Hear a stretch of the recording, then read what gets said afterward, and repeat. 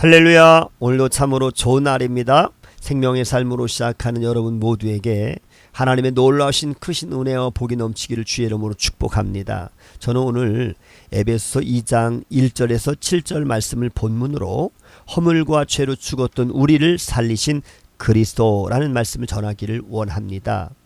철학자 소크라테스는 제자들에게 너 자신을 알라라고 가르쳤습니다. 어떠한 지식보다 자신을 정확하게 하는 것이 매우 중요하기 때문입니다. 본문에서 바울은 성도의 과거와 현재와 미래에 대하여 교훈하고 있습니다. 바울은 에베소 교회 교인들이 과거에는 죄와 허물로 죽었던 자들이었다라고 말합니다. 육체적으로는 살아있지만 그러나 영적으로 죽은 자와 같았음을 의미합니다. 그들이 죽은 자였던 이유는 생명의 근원이신 하나님을 섬기지 않고 사망 권세를 가진 사탄을 쫓았기 때문입니다. 그들은 세상의 풍조와 공중의 권세 잡은 자를 따랐는데요. 이는 불순종의 아들들 가운데 역사하는 영, 즉 사탄을 따른 것입니다. 사탄을 따르는 삶은 죄로 타락한 육체의 정욕대로 사는 삶입니다. 하나님은 그러한 삶을 사는 자들을 반드시 심판하셔서 둘째 사망에 들어가게 하신다라고 요한계시록 21장 8절에 말씀하셨습니다. 그래서 바울은 둘째 사망의 길로 향하는 자들을 본질상 진노의 자녀라고 표현했습니다. 그들은 겉으로는 살았으나 그 영혼은 죽음의 길로 향하는 자들입니다. 아담의 후손인 모든 인간은 죄의 지배에서 벗어나지 못하고 사탄의 영에 끌려 다닐 수밖에 없습니다. 그런데 죄와 허물로 죽었던 자들을 죽음에서 부활하셔서 부활의 첫 열매가 되신 예수 그리스도께서 살리신 것입니다.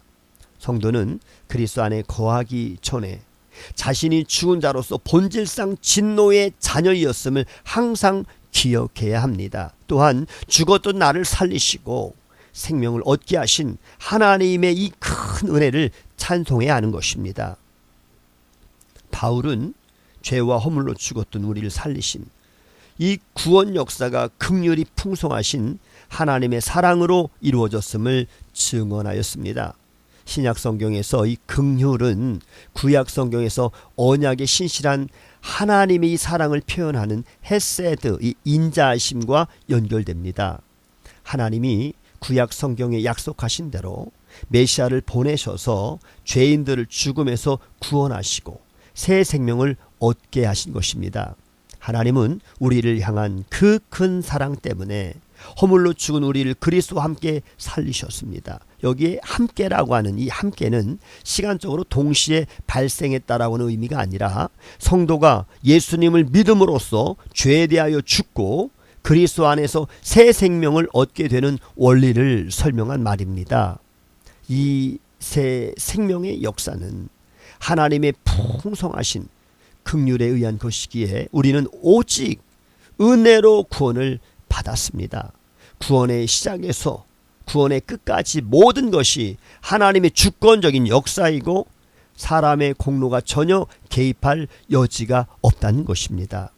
하나님은 그리스도와 함께 살리신 우리를 그리스도와 함께 일으키시고 그리스도 예수 안에서 함께 하늘에 앉히셨습니다.